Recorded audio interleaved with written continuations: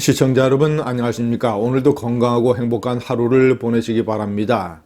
13일간의 전쟁이 시작이 됐습니다. 공식 선거 운동이 개시되면서 앞으로 이 대한민국의 미래를 가를 건건일척의 승부가 펼쳐지게 됐습니다. 제가 오늘은 이 13일간의 전쟁을 가를 수 있는 7가지의 변수를 한번 말씀드리겠습니다. 첫 번째, 문재인의 지지율.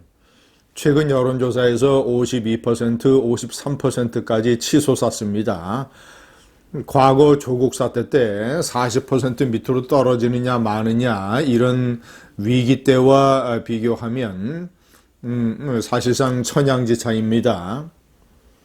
자, 그런데 두 가지 변수가 있습니다. 하나는 위기 때 국가 지도자의 지지율이 올라가는 것은 일반적인 현상이다.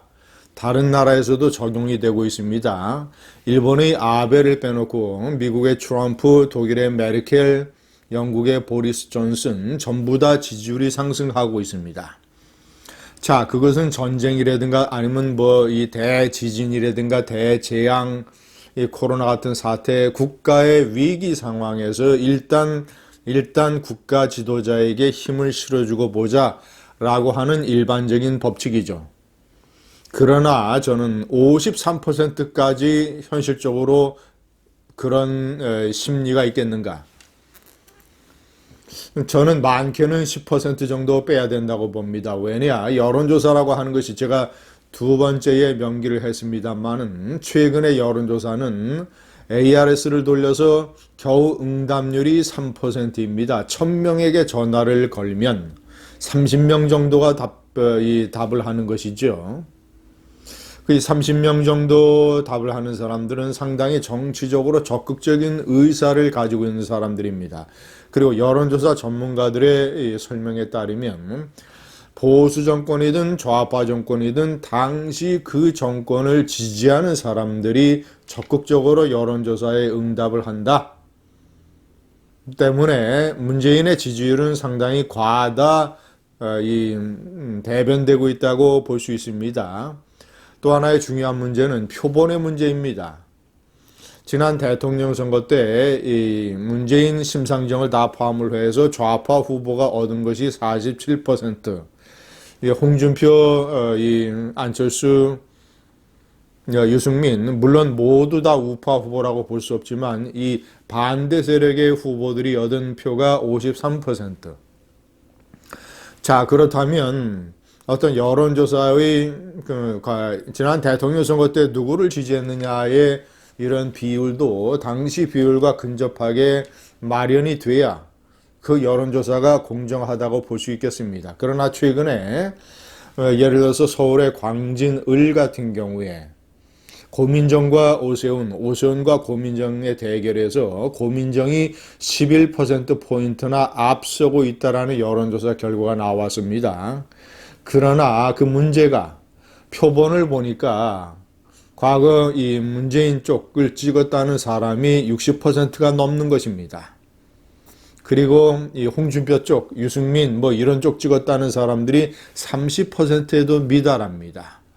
자, 그러면 고민정을 지지하는 이 표가 현실적으로도 많이 과대 대변되고 있다. 제가 여러 차례 지적을 했지만 이 표본의 문제로 해서 적게는 5%, 많게는 10%포인트를 여론조사에서 감해야 됩니다. 만약에 그것을 적용을 하면 고민정과 오세훈은 박빙의 승부를 벌이고 있다고 보는 것이 정확한 것이겠죠. 자, 세 번째의 변수. 문재인이 하위 소득 70%의 전 국민에게 100만 원씩 지급하겠다는 재난기본소득. 이 공짜 돈이 과연 얼마나 많은 표심을 움직일 것인가. 많은 식자층에서도 이 우려하는 사람들이 많습니다. 정말 배울 만큼 배우고 알 만큼 아는 사람들이 이 100만 원의 이 헛돈, 공돈의 의미를 과대 포장하고 그래도 국민이 어려운 시기에 저런 돈을 지급하는 것에 의미를 부여하는 그런 현상들이 다소 나타나고 있다는 것. 자, 식자층도 이러할 텐데 만약에 정말이지 빈민층, 저소득층 이런 사람들에게 100만 원이 가져다주는 어떤 효과 이런 것들은 분명히 야당보다는 여당에게 유리하게 작용할 가능성이 있는 것 아니겠는가? 물론 국민의 의식을 우리가 한번 기대를 해봐야겠죠. 네 번째, 코로나 블랙홀. 과연 코로나 블랙홀에 다 빨려 들어가서 지난 3년간의 끔찍한 문재인 정권의 나라 거덜내기를 국민들이 잊을 것인가?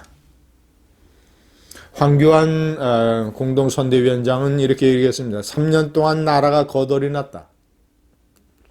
저 부분을 3년 동안 문재인이 제가 말씀드린 국가의 머리, 두 팔, 두 다리, 국가의 정체성, 국가안보, 통치 스타일, 그리고 법과 질서의 난도질, 그리고 경제의 폭락, 이러이러한 것들을 강하게 부각시켜서 코로나에도 불구하고 문재인 3년 동안의 나라가 어떻게 망가졌는가를 얘기를 하고 문재인 정권을 투표를 통해서 심판을 해야 된다라고 통합당은 강하게 얘기를 해야 됩니다. 그러나 유승민 류의 지도자는 아주 정반대의 얘기를 하고 있습니다. 저는 이거 대단히 문제라고 생각을 합니다. 유승민은 문재인 정권 심판론에 대해서 반대합니다. 지금 문재인 대통령을 공격을 하는 것이 오히려 마이너스다. 문재인을 공격을 하면 문재인을 지지하는 사람들이나 중도층이 이렇게 얘기할 것이다. 그렇다면 당신들 이명박 박근혜 때는 무엇을 했느냐? 자, 이것은 일종의 여당의 프레임에 말려 들어가는 것입니다. 제가 언제 한번 비교를 해봤습니다만은 이명박 박근혜 때 국가의 각종 지표와 경제 상황이라든가 법과 질서 이런 것들이 훨씬 더 살기 좋았고 나라가 강건하고 튼튼하고 국가 안보도 지켜졌었다.